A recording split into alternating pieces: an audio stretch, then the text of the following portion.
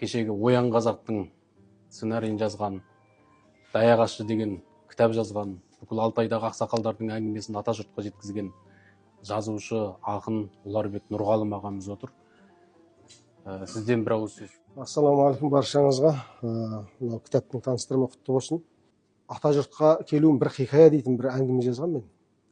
Сол әңгіменің әсері басқа оқырманға қалай жетті, соны білген кезде мен осындай тақырыптың өте маңызды екенін түсіндім.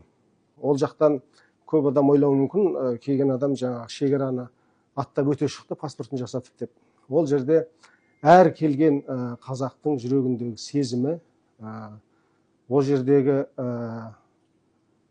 анау туған жерменен, туыс туғанменен қоштасуы, немесе соның арасындағы жаңағы қиындықтар кезіндегі қызық хикаяттары өте көп.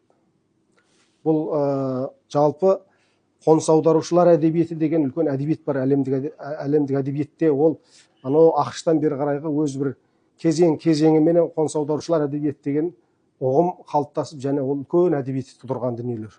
Себебі ол басқа ортадан жаңа ортаға келген кезде оның көруі және ол жақпенен бұл жақты салыстыру деген дүниесі бойында сондай процесс өте керемет жүреді. Сондықтан жаңағы Нәзір айтып отқан Даяқ ащыны да кейін сол ауылды сағынған кезде ол әр шалдың, әр жаңағы апаның әрбір қимылы көзге ерекше көрінеді. Және оның ішіндегі маңызды нәрселерін сен жаңағы иненің ұшындай нәзік нәрселердің барлығын анық сезінесің.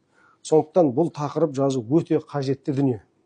Жұлдыздың қазір енді әлеуметтік желінің заманы ғой. Бұдан бұрында осы кітаптан үзінділер жазғанын оқып жүрдік. Өте тамаша, тартымды. Сондықтан бұл тақырыптың қозғалуы, бұл тақырыптың енді әркім өзінше жазады ғой. Бірақ тікелей өзінің тағдырына қатысты жазғаны өте дұрыс дүние, және оның оқырманға жетуі және оның жүрегін қозғауы өте жеңіл болады, сын айтқан кезде. Енді әртүрлі тәсілдермен жазылады ондай дүние. Журналистік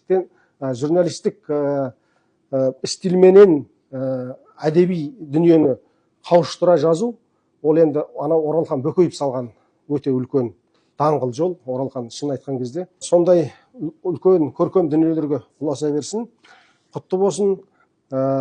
Бұл тақырыптар жұлдыз ғана емес, жаңағы Серік аға айтқандайын бірге көтерейік деген секілді. Сондықтан бұл тілге де, әдеби көркем дүниеге де қосылып жатқан үлкен үлес. Сондықтан құтты болсын, жалғасын таба берсін. Рахмет.